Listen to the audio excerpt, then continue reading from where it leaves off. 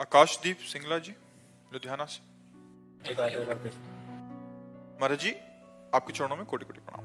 महाराज जी, मांस मदिरा खाना पीना गलत बताया गया है, पर महाराज जी बहुत सारे लोग सब खाते पीते हैं, पर उनके पास धन दौलत है खूब, ऐसा क्यों महाराज जी? तो क्या धन दौलत होना कोई सौभाग्य का बात है क्या? सुत दाराधन लक्ष्मी पापियों के घर होए, संत समागम हरि कथा तुलसी दुर्लभ दोए। पूर्व के पुण्य के बल से धन मिलता है, और वर्तमान में जो मांस मछली खा रहे हैं, जो पाप कर रहे हैं, उनका जब पूर्व का पुण्य खत्म होगा तब पता चल जाएगा। और विद्वान या विवेकवान बुद्धिमान परिणाम को देखता है, वर्तमान को नहीं देखता है, परिणाम को देखता है। मरोगे तो तुम्हारा शरीर जाएगा तुम्हारे साथ, बैंक बैलेंस जाएगा है, क्या जाएगा फिर? इसके लिए जो पाप कर्म किए वो जाएगा। जो बकरा खा रहे हो, गाय खा रहे हो, भैंसा खा रहे हो, सुअर खा रहे हो, वो तो परिणाम तुम्हारा दुर्गति नरक में भोगनी पड़ेगी।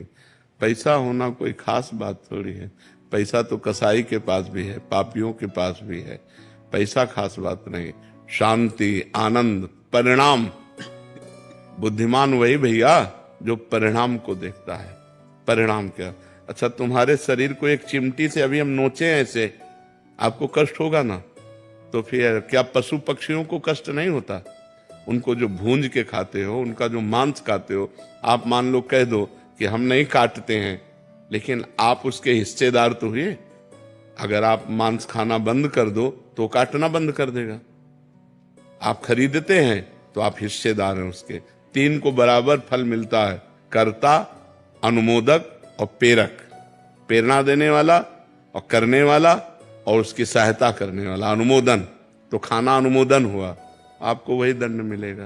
तो इसलिए धन होना कोई अच्छी बात थोड़ी है कि धन है तो अच्छी बात है, नहीं। धर्म है तो अच्छी बात है। धर्म से चल रहा है, आज धन नहीं लेकिन कल ये सुखी होगा। जैसे धर्मराज युधिष्ठिर धर्म से चल रहे थे तो 12 वर्ष का वनवास, 1 वर्ष का अज्ञातवास, और दुर्योधन अधर्म से चल रहा था, खूब वैभव सब, लेकिन 100 के 100 मारे गए और 5 के पाल बाका भी नहीं हुआ, 5 के 5 बचे रहे। पांडव 5 के 5 बचे रहे। तो धर्मात्मा पुरुष की जय, जो अधर्म करता है उसका नाश होता ही है। ये अधर्म है। अच्छा, मदिरा पीने से लाभ क्या? हमें एक लाभ बता दो। शराब पिए अधिकतर लड़खड़ाते देखे गए। शराब पीकर अधिकतर नाली और वैसे, अच्छा, उसमें दिमाग में अगर क्रोध आ गया तो आप हिंसा भी कर दोगे। बेविचार आ गया, क्योंकि विवेक है नहीं, बुद्धि भ्रष्ट हो जाती है उससे, और शरीर के अंगों की हानि होती है। लीवर है, किडनी है, दिल है, आते हैं, इन पर फर्क पड़ता है। मुझे लगता है शराब में 1% भी अगर कोई लाभ दिखाई दे, लौकिक या पारलौकिक, तो आप हमें बताओ। बल अध्यात्म में बल है, संयम में बल है, ब्रह्मचर्य में बल है। अगर हम संयम से चल रहे हैं, ब्रह्मचर्य से चल रहे हैं, अध्यात्म से चल रहे हैं, तो हम तुम्हें परास्त कर सकते हैं। क्या दूसरे का मांस खा गए, दूसरे के शरीर को खा करके तुम अपने शरीर को तुम बहुत मोटा कर सकते हो, लेकिन आध्यात्म बलवान नहीं हो सकते। हमारे ब्रह्म ऋषि ऐसे ऐसे होते थे, हड्डी हड्डी होती थी, लेकिन पूरा राज्य कांपता था जिस राज्य में चले जाते थे। क्यों? अध्यात्म बल। तो हमें लगता है गंदी बातें मत करो।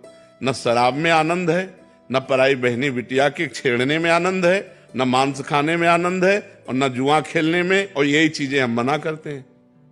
अच्छा, जुआ खेलकर आज तक कौन अरबपति बन गया है?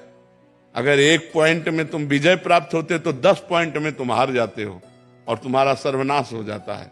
कोई हमें बताओ, मदिरा पी के, मांस खा के, बेविचार करके, कहीं भी आज बेविचार कर लिया, बच गए, लेकिन वो आदत तुम्हें ऐसी जगह फंसाएगी कि तुम्हारी बेइज्जती हो जाएगी।